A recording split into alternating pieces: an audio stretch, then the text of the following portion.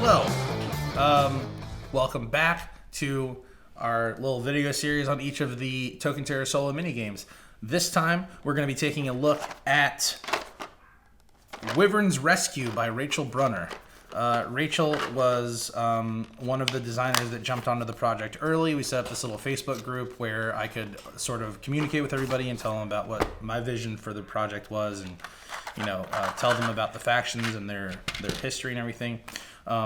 And this one is a really cool fetch and deliver game where you play as the Wyverns trying to liberate some stolen wyvern eggs from a goblin stronghold in the volcanic Mesa Mountain caves.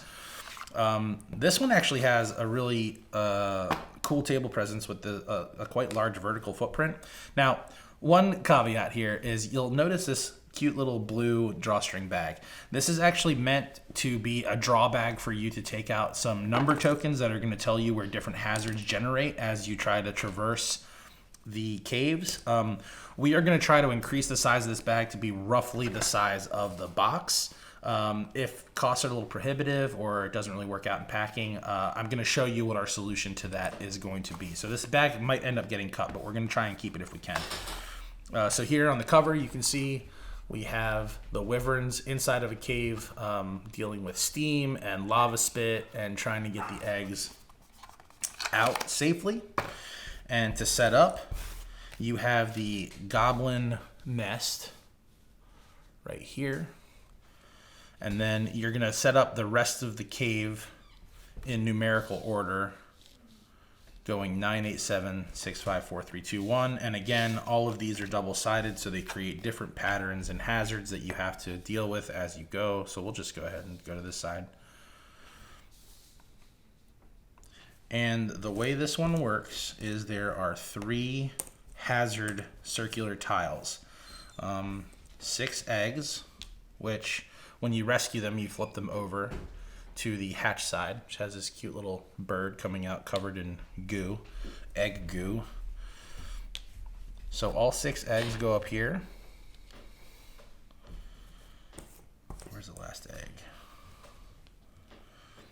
And you have these number tokens. And in this game, you start with 6 wyverns. A new wyvern has to enter the board at the at some point during each turn. And you have 3 move commands that you can use among all the wyverns.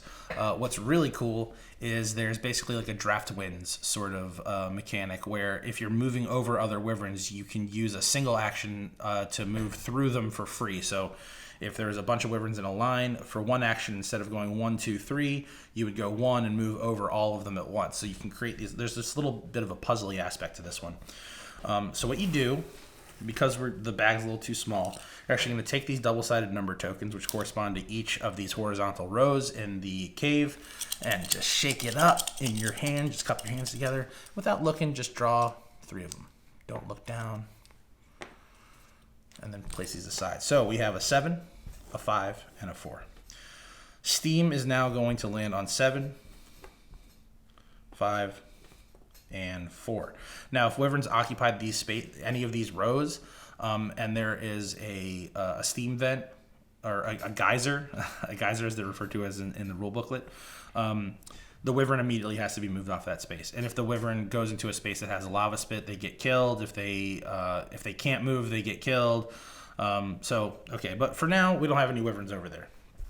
So I'm going to place a wyvern here and move it once. Then I'll place another wyvern here and move it. Just place them onto the board. There's no movement penalty there. And then I'll place another wyvern here. Then we take all of our numbers and basically do another roll, shake them around, draw 3 at random, 4, 8, and 5. So if there's already steam in the row that you've drawn, you flip it over to the lava spit side. If there's wyverns in that row when that lava spit happens, you lose them. If they're carrying eggs, you lose them. So 5 is done. 4, again, more lava spit. And we can't move into these rows during our turn. And 8, this just moves up. So it's just this gamut of lava and steam just. So I'm going to use one move to use my draft winds, and this is one move action to move to here. That's 1, 2, and then I'll place another wyvern here. Now, I just have to hope I get lucky. Let's go. Come on, no lava spit for me. 6, 1, and 7. Great. So this moves down here and becomes steam. Now, there are no steam geysers in this row, so I don't have to move immediately. 6. So if something gets moved to a new row, it just changes into steam if it's already lava spit. The only way you get lava spit is if a number gets doubled on the following turn. 1, 6, and 7. So this moves down here. Okay, so I have a pretty clear path.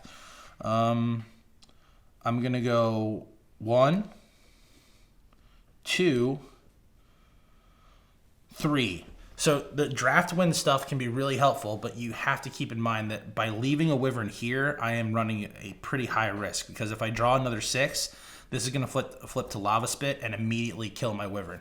And if you're wondering what these other spaces mean, so the lava ones, you have to spend 2 movement actions to move over them.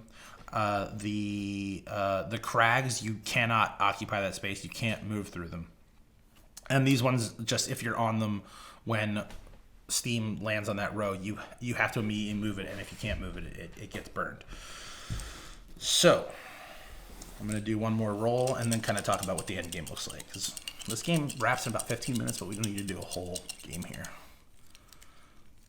And leave in the comments if you think this like cupped hand number drawing system works versus having it back. I think it's actually a lot easier, especially for fast turns over, for quick turnover on rounds. So 1, 7, and 5. Okay, cool. So that moves there. This gets flipped to lava spit, which is really bad actually.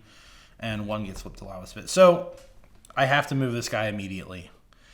And the only place that this wyvern can move, he can't occupy this space. He can't go here. I could use 2 move actions to move diagonally, but he can't occupy that space, so the only place he can go is right onto this lava pool, which gets lava spit, and one of my wyverns just got burned to death by lava. And I can't, man. What a drag. So I'm going to go 1, 2. Now, there's a hard mode where you must use all your movements. In the introductory version of the game, you can use up to 3 movements, or it could be, I think it might be 4 actually. You can check the rules on tokenterrorist.com. Sorry, there's a lot to remember here. But basically, so you sort of get the idea of the game. You want to have efficient movement where you're using the draft winds mechanic to travel over or behind in the speed of the other wyverns to eventually use your movement. And getting into this area, you do have to use movement points to gather the eggs. But once you have the eggs, you just put it under the wyvern.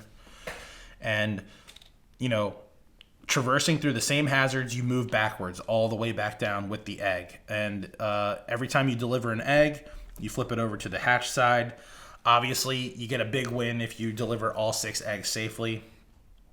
If you get a perfect win with all the eggs and all the wyverns surviving, like, you're an ace and you've completely won this game. But you can still explore more difficulty by making it so you have to use all your movement, and also doing different configurations for the actual cave so that it presents different patterns and hazards. So Rachel Bruner with Wyvern's Rescue. Hopefully you guys get a chance to check it out.